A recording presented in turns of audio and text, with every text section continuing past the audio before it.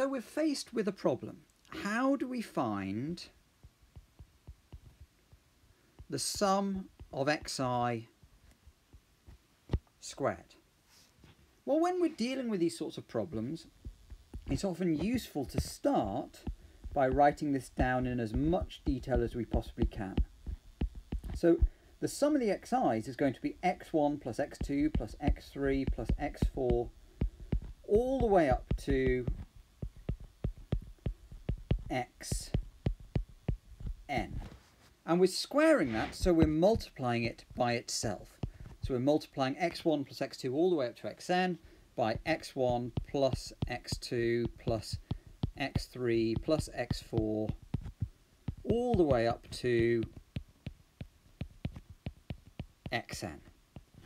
Now, when we're multiplying these two brackets together, we'll get all of the squared terms. So we'll have x1 squared, x2 squared, and so on. So we can start by writing down that we'll have all of the squared terms.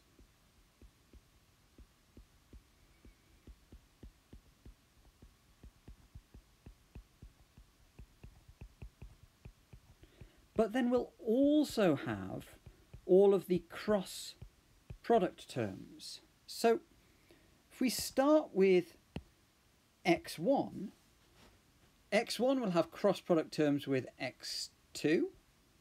It'll have cross product terms with x3, with x4, with x5, with x6, all the way up to xn.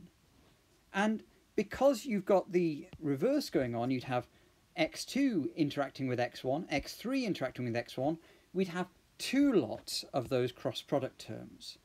So we can write down plus two lots of x1, x2, plus x1, x3, plus x1, x4, plus all the way up to x1, xn.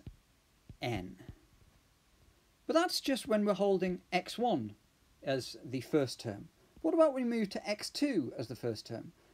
The cross product terms, we've already dealt with the x2, x1 in the first row, so we're going to have x2 times by x3, x2 times by x4, x2 times by x5, x2 all the way up to x2, xn. So we have plus x2, x3, plus x2, x4, plus all the way up to x2, xn. We do the same with x3.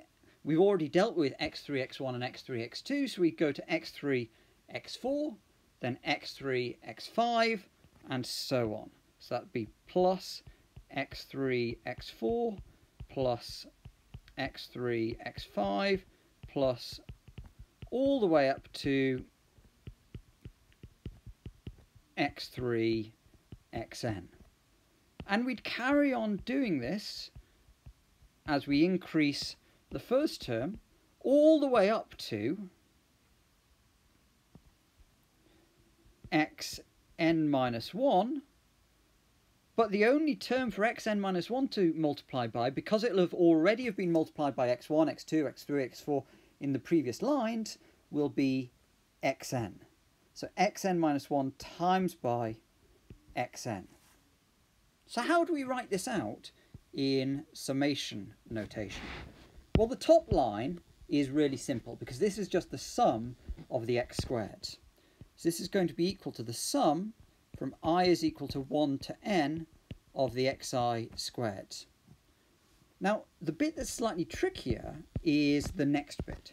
So we've got two lots of the sum, and we're increasing in two dimensions. As we go downwards, the subscript, the index on the first term, is increasing. As we're going along here, the index on the second term is increasing. So let's write this out using two summations. The first summation relates to the first subscript, the second summation relates to the second subscript.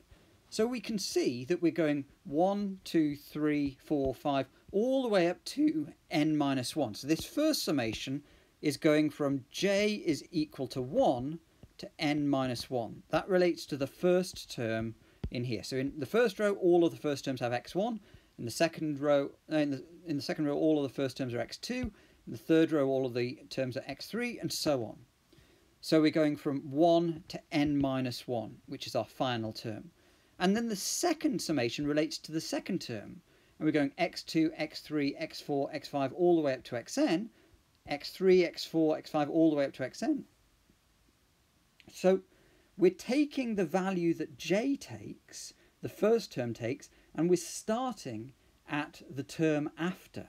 So we're going to start at k is equal to j plus 1, and we're going to go all the way up to n. So we start at k is equal to 2 here, k is equal to 3, k is equal to 4, all the way up to k is equal to n. And we're finding the sum of those xi, xj terms.